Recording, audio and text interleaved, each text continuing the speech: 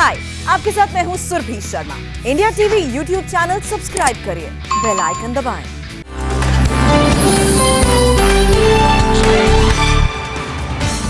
चुनाव आयोग ने 16 अप्रैल को बैठक बुलाई। कोलकाता में सभी दलों की बैठक होगी। कोरोना को लेकर चुनाव आयोग सर्वदलीय बैठक करेगा। रैलियों में भीड़ और कोरोना गाइडलाइंस पर चर्चा संभव। 17 तारीख को 5वें चरण से 72 घंटे पहले चुनाव प्रचार खत्म। कोरोना की वजह से चुनाव आयोग ने 72 घंटे का साइलेंस पीरियड रखा है। 17 अप्रैल को बंगाल की 45 सीटों पर होगा मतदान। 2016 में टीएमसी ने इन 45 सीटों में 32 सीटें जीती थी।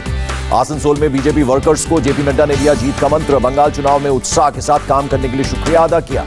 नॉर्थ 24 परगना के बनगांव उत्तर में बीजेपी अध्यक्ष जेपी नड्डा ने किया रोड शो। कहा, बंगाल की जनता ने अत्याचारी टीएमसी को खाड़ फेंकने का निर्णय लिया है। पश्चिम बंगाल के मंगलकोट में जेपी नड्डा की जनसभा। बीजेपी उम्मीदवार राणा प्रताप गोस्वामी के लिए प्रचार किया।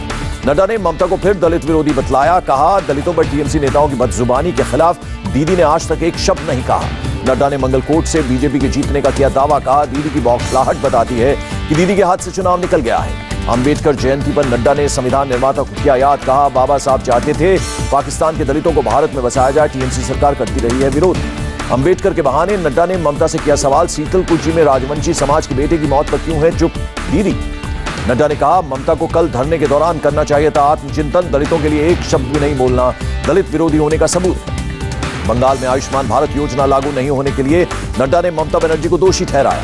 बनगांव में जेपी नड्डा ने इंडिया टीवी से कहा, ममता की तोलाबाजी, तुष्टीकरण, तानाशाही के खिलाफ बंगाल की जनता बीजेपी की ही बनेगी सरकार। वर्धमान में बंगाल बीजेपी अध्यक्ष दिलीप घोष का मेगा शो। कहा, मेमारी की जनता ने साबित किया कि विकास के लिए बीजेपी चाहिए। केंद्रीय मंत्री बाबुल सुप्रियो ने हारोड़ा में राजेंद्र शाह के लिए मांगे वोट। चुनावी रैली को संबोधित किया।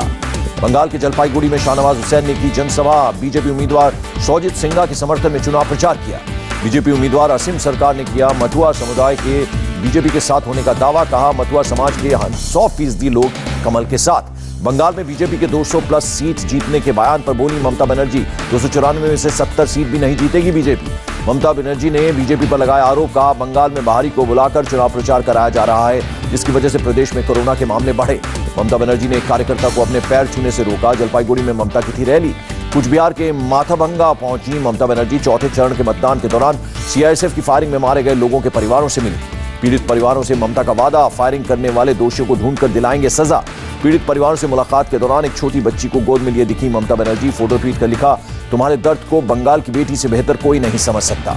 ममता ने पीड़ित परिवार से मुलाकात के दौरान चुनाव आयोग पर बोला हमला। कहा, आयोग मुझे दे एक और नोटिस, जो करना है वही करूंगी।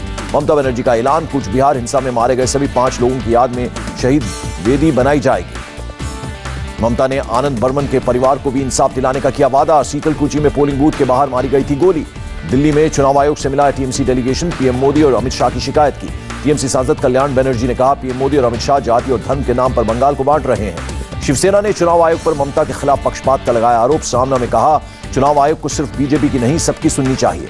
4 चरण के मतदान के बाद बंगाल के चुनावी रण में उतरे राहुल गांधी। गोलपोखर की रैली में जनसभा को किया संबोधित। माटीगारा नक्सलबाड़ी सीट पर राहुल ने शंकर मालाकार के लिए मांगे वोट। रैली के जरिए मुस्लिम वोटरों को साधने की कोशिश की। राहुल का बड़ा आरोप। कहा, बीजेपी बंगाल को बांटना और तोड़ना चाहती है, नफरत, हिंसा की विचारधारा फैलाने की कोशिश कर रही है। राहुल बोले, कांग्रेस बंगाल में चुनाव नहीं लड़ रही, बल्कि बंगाल के इतिहास और भविष्य की रक्षा कर रही है। राहुल ने भी कटमनी का गाया राग। कहा, बंगाल के लोगों को काम ना तो मोदी देते हैं और ना ममता, जिन्हें मिलता है कटमनी देनी पड़ती है। राहुल ने ममता सरकार पर जमकर बोला हमला। कहा, पहला ऐसा प्रदेश जहां रोजगार के लिए डिपॉजिट जमा करना पड़ता है। राहुल ने कहा, कांग्रेस कभी बीजेपी से नहीं मिली, लेकिन ममता बनर्जी ने पहले ऐसा किया है, भरोसा कैसे कर सकते हैं। दार्जिलिंग में राहुल गांधी ने की रैली। बोले, पिछले साल कोरोना को लेकर पीएम को चेतावनी दी थी, मेरा मजाक उड़ा था। राहुल गांधी ने बंगाल की धरती से BR अम्बेडकर को दी श्रद्धांजलि। दार्जिलिंग में किया नमन। बंगाल के वर्धमान में संयुक्त मोर्चा की रैली। एक्टर सब्यसाची चटर्जी, देवदूत घोष भी रोड शो में शामिल हुए। सिलीगुड़ी में CPIM कैंडिडेट अशोक भट्टाचार्य के समर्थन में रोड शो। भारी तादाद में जुटे समर्थक। आरजेडी नेता मनोज झा का बयान, बंगाल का चुनाव हिंसक हो गया है, चुनाव आयोग की विश्वसनीयता का हो रहा है मूल्यांकन। पूर्व बर्धमान जिले के जमालपुर में ITBP का फ्लैग मार्च। 5वें चरण से पहले सुरक्षा व्यवस्था का जायजा लिया। बीजेपी ने टीएमसी नेता अनुब्रत मंडल का वीडियो किया पोस्ट। वीडियो में मर्डर की धमकी दे रहे हैं अनुब्रत। नॉर्थ 24 परगना के बारानगर में बीजेपी और टीएमसी कार्यकर्ताओं की झड़प। बीजेपी उम्मीदवार पर्नो मित्रा की थी बाइक रैली।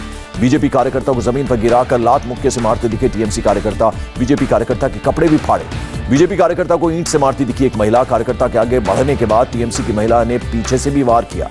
पश्चिम बंगाल सरकार में मंत्री पार्थो चैटर्जी को ईडी का नोटिस, आयकर पोंजी स्कैम में अगले हफ्ते पेश होने का आदेश। कांग्रेस नेता सचिन पायलट का बयान, कहा कर्नाटक के तीनों उपचुनाव वाली सीटों पर कांग्रेस जीतेगी। और सचिन पायलट बोले, बीजेपी में बिखराव और टकराव पर जनता नाखुश है, सक्रिय और मजबूत विपक्ष भी साबित नहीं हुई BJP. Hi, I am Surabhi Sharma. खबरों से अपडेट रहने के लिए India TV YouTube channel subscribe करिए, साथ में बेल आइकन जरूर दबाएं। जुड़े रहें इंडिया टीवी के साथ।